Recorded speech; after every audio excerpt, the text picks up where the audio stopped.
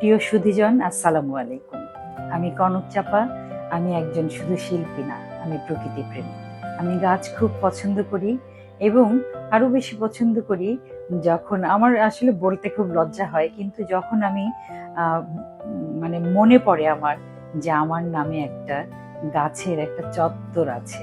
এই কথাটা বলতে আমার খুব ভালো লাগে, বারবার বলতে ভালো লাগে। আমি আহ, গর্বের সাথে জানাচ্ছি যে আমাদের সোনারং তরুছায়া বাগান, এটা ছোট্ট একটা বাগান কিন্তু এত সুন্দর যে সেখানে একদম বৃক্ষ থেকে আহ, উম, শ্যাওলা পর্যন্ত সব কিছু আছে এই বাগানে।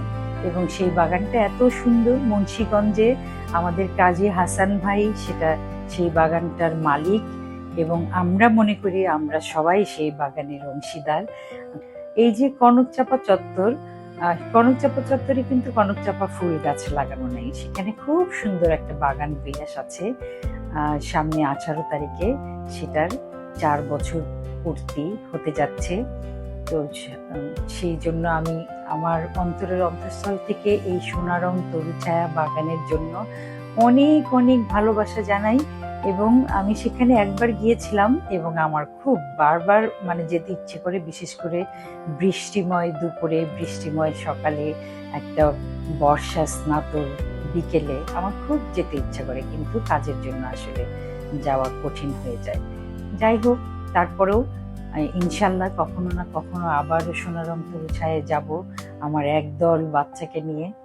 সোনারং তরুছায়া সম্পর্কে একটুখানি বলি যে এই বাগানে সমস্ত যারা মানে চেনা জানা মানুষ, যারা শিল্পী শিল্পী আছেন, তারাই এখানে গাছ গিফট করেন।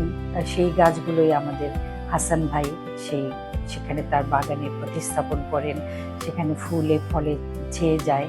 এবং সেখান থেকে উনি কাটিং তৈরি করেন, চারা তৈরি করেন, করে স্কুলে এক একটা স্কুলে প্রত্যেকটা শিল্পীদের, অনেক শিল্পীদের জন্মদিনে উইশ করার জন্য উনি অনেক বাচ্চাদের ডেকে সেই গাছগুলো দেন, এবং গ্রামময় সেই গাছের চারাগুলো বেড়ে উঠছে।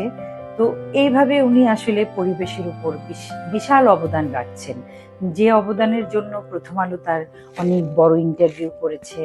আমি হাসান ভাইয়ের প্রতি শ্রদ্ধা ভালোবাসা জানাচ্ছি যে উনি এই যে একটা অনবদ্য ভাবনা, অনবদ্য চিন্তা, এই চিন্তাটা আসলে সত্যি অনবদ্য। অনবদ্য মানে আমি বলছি একদম নতুন, যে শিল্পীরা গাছ লাগাবে, শিল্পীরা গাছ উপহার দিবে, সেই গাছ উনি লাগাবেন এবং সেখান থেকে উনি চারা তৈরি করে সারা গ্রামময় ছড়িয়ে দেবেন, সারা গ্রাম গাছে ভরে যাবে। এই যে একটা চিন্তায় এইভাবে পরিবেশের জন্য বা দেশের জন্য খুব নীরবে কয়জন চিন্তা করে।